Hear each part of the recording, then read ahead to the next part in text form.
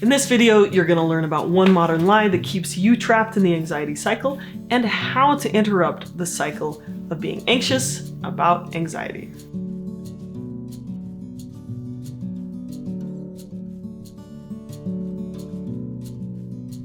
I'd like to thank BetterHelp for sponsoring this video and this whole course. Not only does BetterHelp make it super easy for you to find a licensed therapist in your area, they also can help you find one who's a great fit for you. You can work through anxiety or depression or the hard stuff in life with professional support from the comfort of your own home, and it's often more affordable than in-person therapy. So if you'd like to try it, use my link to get 10% off your first month. Also, BetterHelp's sponsorship of my channel makes it possible for me to publish long series like this anxiety course. So, thanks BetterHelp for sponsoring this video. Okay, back to the video. All right, everyone. You've probably been lied to about anxiety. In our culture, we have this myth that anxiety is super dangerous for you, that there's an epidemic of anxiety, that anxiety itself, the feeling, is a threat, and that having that feeling is dangerous, it's harmful, and that it's worse than it's ever been before. Now, this is fueled by cultural messaging that screams, if you're not happy all the time, something's wrong with you, and you should probably buy what we're selling to fix it. And it's also fueled by modern media, which profits off of scaring people. Literally. I Googled the anxiety epidemic and I got 35 million results. I mean, there are actually good reasons to have anxiety. I mean, if you look, you can find that trouble abounds. But as far as actual dangers, we're safer than ever. So now, instead of having a real threat to face, to fight off, or escape from, we're sitting around navel-gazing, getting anxiety about our anxiety. We're afraid of our feelings. We feel we must escape from them or force them to change. Now, the truth is that yes, more people have disordered anxiety than ever. But the narrative that the feeling of anxiety will harm you is a lot like the idea that cauliflower is a suitable substitute for rice. It's a straight up lie. Chronic stress and chronic anxiety, which is what causes chronic stress, can cause physical illnesses, but you can choose whether or not you have chronic stress or chronic anxiety. They aren't inevitable. The feeling of anxiety won't harm you. Your body is supposed to feel anxiety. It's meant to. It knows what to do with it. You can handle it. But when we become afraid of our feelings, then suddenly we get stuck in a super unhelpful spiral. We start struggling against our feelings, trying to force ourselves to calm down with deep breathing or meditation or anything to make the anxiety go away, but this just makes things worse. We pile anxiety onto our anxiety. Anxiety about anxiety looks like fear of losing control, like, oh, if I can't sleep, I try to force myself to sleep, which makes me more anxious and makes it harder to sleep. Or hyper-awareness of physical sensations. If I'm shaky before a presentation, I try to force myself to slow my breathing, but the more anxious I get, the faster I breathe, which makes me shakier. Or anticipatory anxiety, feeling anxious about the possibility of experiencing anxiety symptoms in the future. So this can lead to a cycle of worrying about when the next anxiety attack will occur, or trying to avoid or control situations, which can trigger more anxiety. It's kind of like when you were a kid and you discovered that if you held a mirror up to a mirror, it goes on forever and ever. Except for now with a fun pinch of existential dread. Anxiety about anxiety looks like worrying that others will notice that you're shaking or sweating or stumbling over your words during a YouTube video about anxiety. It looks like feeling anxious about your anxious thoughts, like, oh no, I'm catastrophizing again. This will ruin everything. I mean, this even happens to me, right? I get anxiety about anxiety sometimes. One day I got a letter in the mail threatening legal action, and I felt upset about it. I called my lawyer as I figured out a strategy to deal with it. But I still felt anxious. And I had family visiting from out of town, so now I started to worry, like, oh, what would happen if I was anxious when they were here? I thought, oh, this is going to ruin everything. I thought, I have to make this go away so that I can be happy and pleasant with them. And I just felt that anxiety build and build. So I tried to force myself to calm down, and the anxiety only spiraled. I tried breathing, taking a walk, journaling, calling a friend, and talking about it. And while these strategies often help, this time they didn't. So I went for another walk, and suddenly it clicked. I was stuck in the spiral of anxiety about anxiety. And when I recognized that, I knew what to do. But first, let's talk about how your brain works. When we struggle against our feelings, that tells our brain that these feelings are really important, and it actually makes them louder.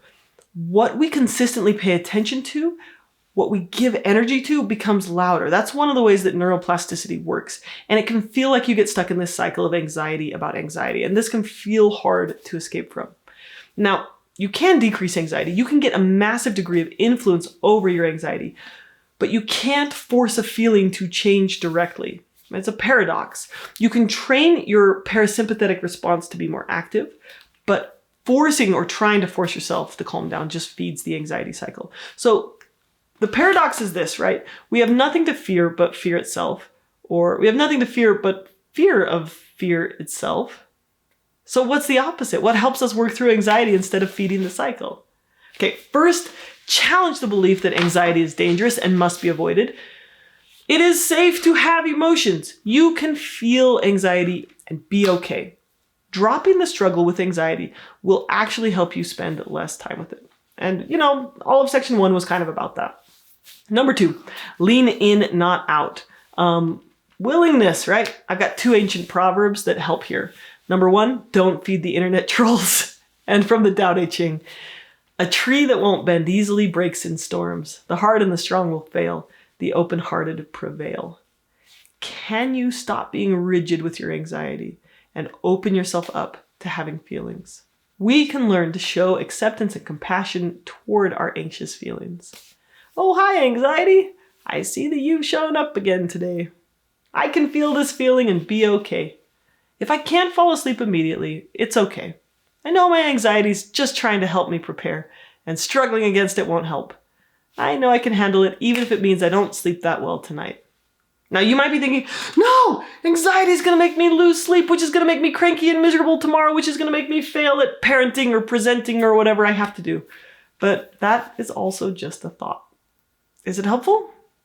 Does believing that thought, buying that thought, help you sleep better? Probably not.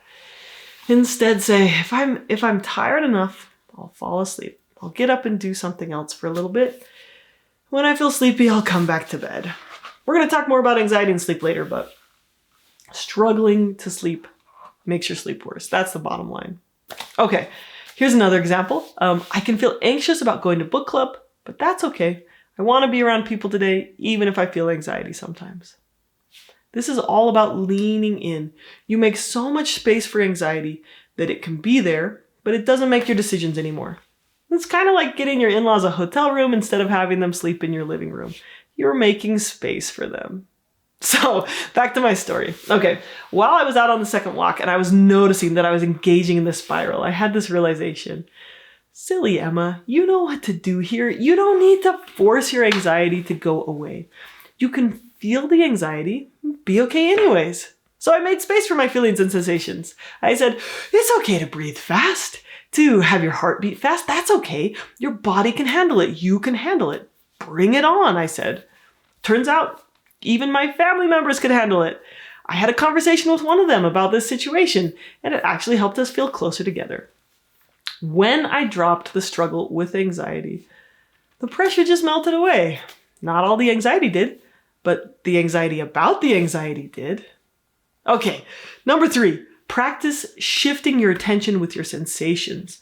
So when you feel anxiety, you might have a very strong focus on your uncomfortable physical sensations.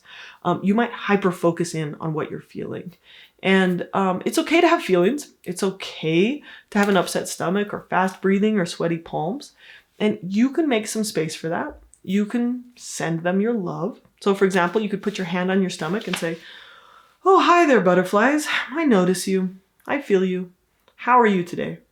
And you listen for a moment and you make space.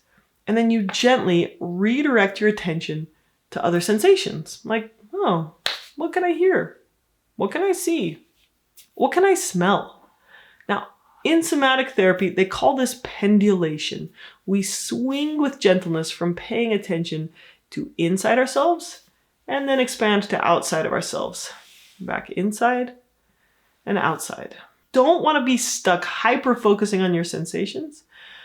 And you also don't want to suppress them. So you just kind of pendulate back and forth. Okay, number 4, allow anxiety to be there and shift your attention back to what you care about, right? This is another form of pendulation.